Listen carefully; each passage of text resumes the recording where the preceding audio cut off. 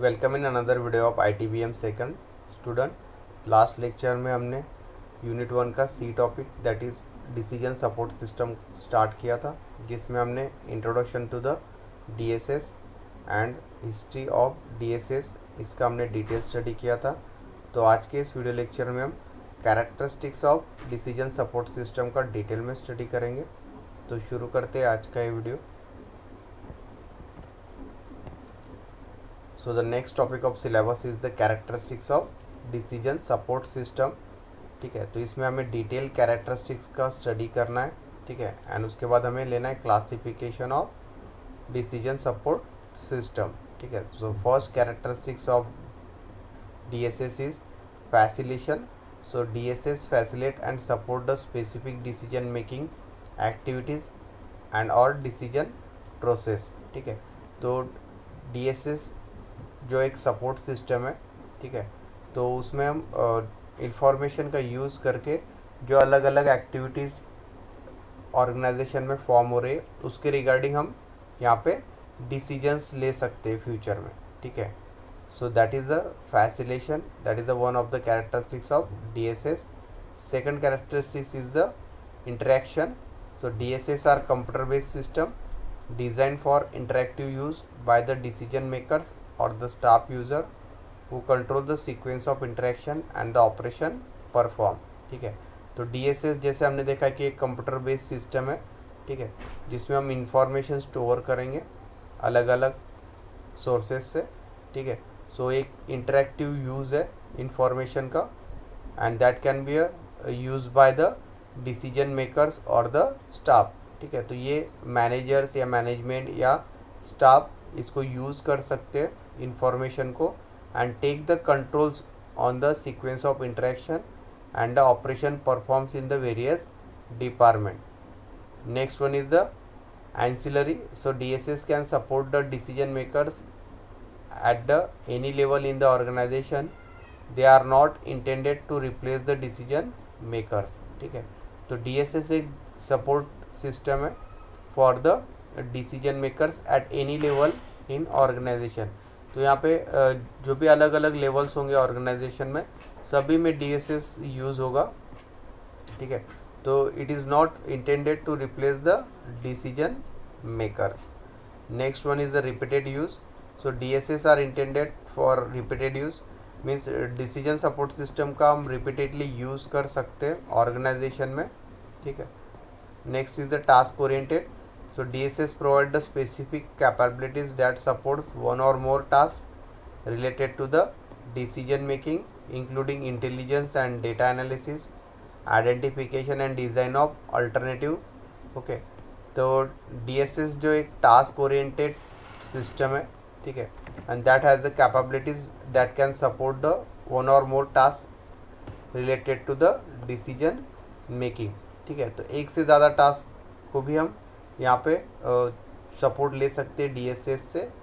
ठीक है, that includes the intelligence, data analysis, identification of problem and the design alternative. Next characteristics is identifiable, that is the DSS में independent system that can collect or replicate data from the other system or the subsystem of larger or more integrated information system। 7.1 characteristic is the decision impact। so DSS are intended to improve the accuracy। ठीक है, तो DSS का use करके हम जो भी decision लेंगे organisation में, so that will increase the accuracy of that system, also the timeliness, quality and overall effectiveness of a specific decision or set related decision। so that is the decision impact characteristics of DSS। so these are the 7 main characteristics of this decision support system that can be used in the organization।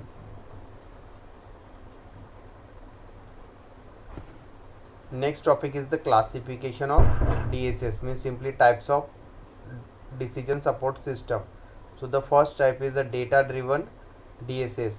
so this DSS is file drawer system, data analysis system, analysis information system, data warehousing and emphasizing to access the manipulation of large databases of structure data, ठीक है।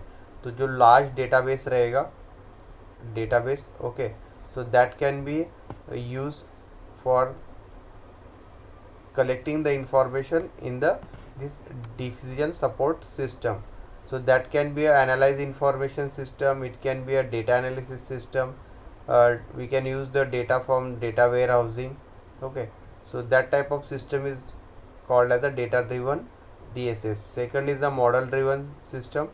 So the underlying model that drives the DSS can come from various discipline or the areas of specialty and might include the accounting models, financial model, representation, ठीक है। तो यहाँ पे हम model driven system में एक मॉडल यूज़ करेंगे, ठीक है, ऑर्गेनाइजेशन का, जो कि अलग अलग डिसिप्लिन से हो सकता है, ठीक है। फाइनेंशियल मॉडल हो गया, अकाउंटिंग मॉडल्स हो गए, मैन्युफैक्चरिंग मॉडल्स, ठीक है। तो अलग अलग एरिया से हम एक मॉडल चूज़ करके जो डेटा उसके रिगार्डिंग होगा, ठीक है, उस मॉडल के related, that can B A save. So that is a model driven DSS. Third type of DSS is the knowledge driven system. So this system provides the recommendation and the suggestion scheme which aids to user in selecting an appropriate alternative to a problem at hand. ठीक है, तो knowledge driven system में suggestion scheme and user in selecting the appropriate alternative, ठीक है। तो जो भी situation या जो भी प्रॉब्लम्स होगा, ठीक है, तो उसके अकॉर्डिंग हम अल्टरनेटिव चूज़ करके we can use the DSS based on the knowledge. So knowledge driven DSS is often refer as a management expert system and intelligent decision support system, ठीक है। तो knowledge driven decision support system को generally expert, management expert और the intelligent decision support system भी यहाँ पे कहा जाता है. So they suppose to focus on the knowledge and the recommendation action to the manager based on the analysis of certain knowledge base, ठीक है। तो ये जो सपोर्ट सिस्टम है knowledge driven, that is mainly focus जो भी recommendation है manager से, ठीक है, वो डिपेंड ऑन देयर एक्सपीरियंस और एनालिसिस और certain knowledge which is based on that particular event, ठीक है। तो उस पर बेस होगा, that's why it is called as a knowledge driven system. Next is a document driven. So this system helps the manager to retrieve and manage the unstructured document and web pages by integrating a variety of storage and processing technologies to provide the complete document retrieval and analysis, ठीक है। तो document driven system में जो अलग अलग form में information available है, that is data, ठीक है, जो अनस्ट्रक्चर डॉक्यूमेंट्स है या वेब पेजेस है, ठीक है, उन सारे को एक कलेक्ट करके उनको प्रोसेस करके जो एक डॉक्यूमेंट फाइनल फॉर्म होगा, दैट इज़ फॉर्मेटेड डेटा, ठीक है। So that can be use for analysis for DSS.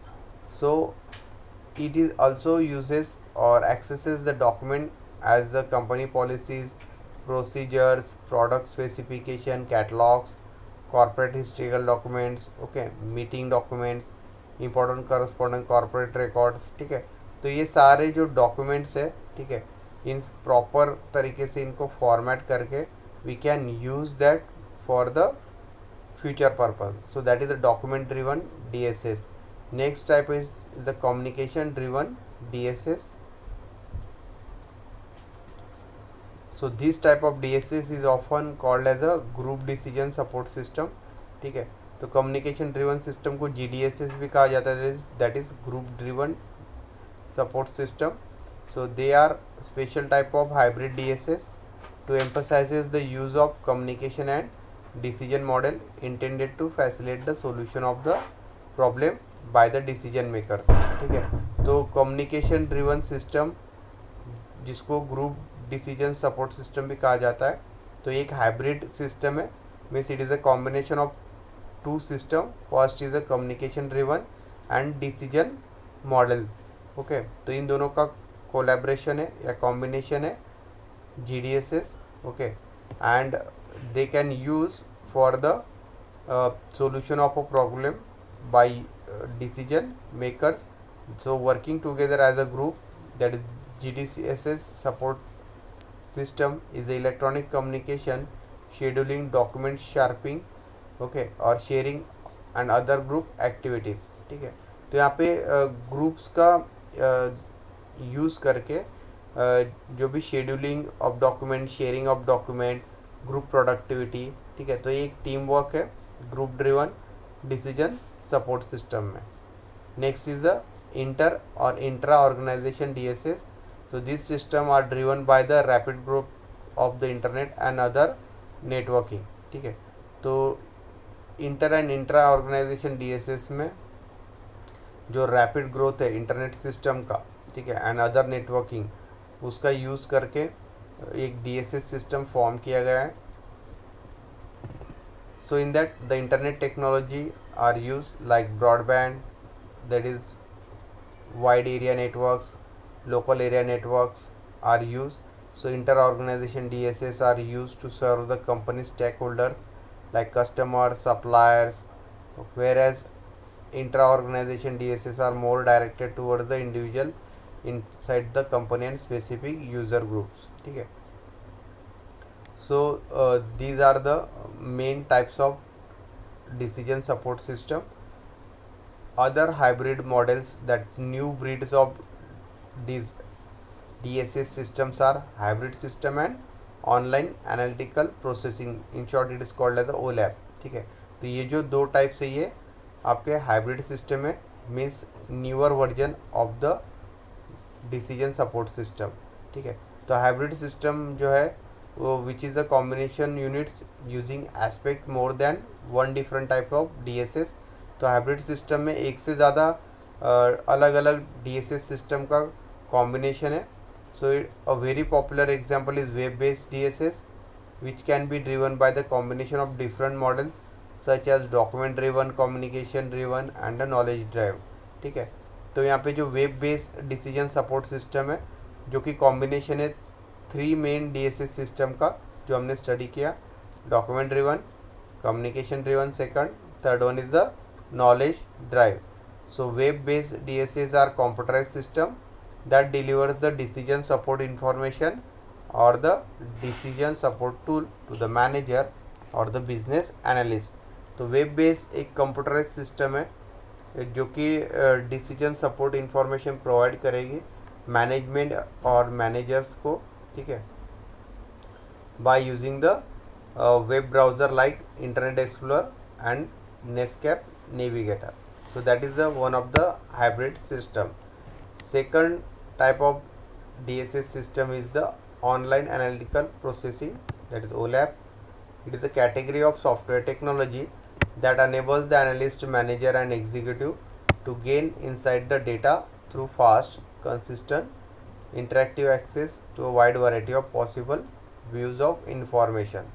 ठीक है, तो OLAP जो है वो एक सॉफ्टवेयर टेक्नोलॉजी है and that can B used by the managers or the executives for the fast data processing, consistent data उसमें access होगा। ठीक है, interactive access होगा। so these are the some advantages। okay, and जो raw data यहाँ पे use होगा that can be transformed into the formatted data। ठीक है, and it is used by the user। so that is the OLAP। Third type of DSS is the OLAP and web based decision support system। ठीक है, are by far the more popular decision support system these days। ठीक है, तो यहाँ पे OLAP and web based decision support system का combination use होगा।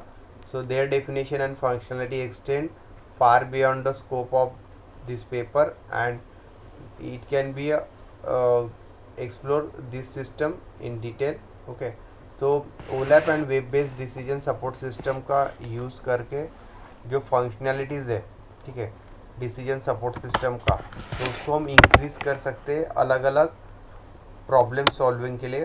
ठीक है, so many other DSS system are on the market today but that can explore all of them would for now as a partial objective. ठीक है, so these are the main types of decision support system. तो आज का video lecture हम यही and करते हैं। Next video lecture में हम objective of decision support system का डिटेल में स्टडी करेंगे। So thank you.